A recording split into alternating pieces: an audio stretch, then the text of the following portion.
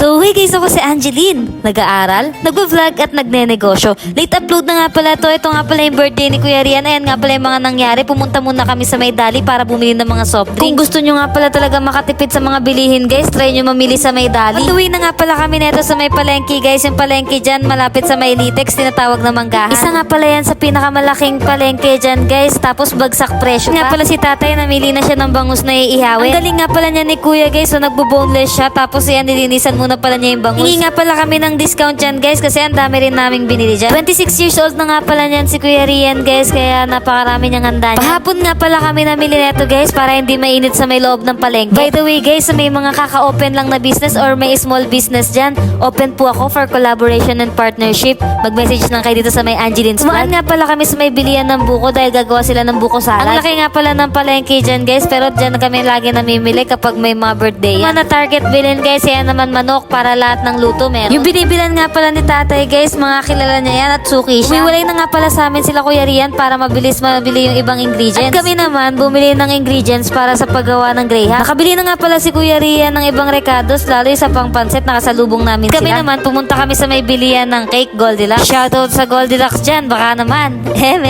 Mocha nga pala yan binili guys dahil wala ng chocolate. Mabilis nga lang pala yan ginawang cake ni Kuya Rian guys, kaya after nyan bumili kami na itong buko, lagi namin binibili pag nasa palengke. Sarap kasi niyang buko shake na yan guys, yung nasa bote. Grabe, itong ang tinidor nila, isang balot 11 pesos lang yan guys. So kutsara naman 1/4 25 pesos tapos lang. Yung paper plate naman 20. Ayos nga pala kami ng onting design dyan sa may third floor guys, sa rooftop. Tapos ayan yung iba iniihaw na ni tatay. Ang dami nga palang inumin kasi may mga bisita si Kuya Rian ng mga kaibigan niya. Yan nga pala yung mga napamalengke kanina guys, napakaraming naluto. Merong inihaw, may paa ng manok, may adobo, merong palitaw, tapos meron pang pansit, spaghetti, graham, inihaw na bangus. Bumabaha nga rin pala ng soft drinks dyan guys. Ako nga pala yung gumawa niyang graham guys, mabenta naman kasi naubo siya agad. Nga pala guys, gusto ko lang magpasalamat sa mga bago ko na namang followers dyan at syempre sa una at simula pa lang nandyan na.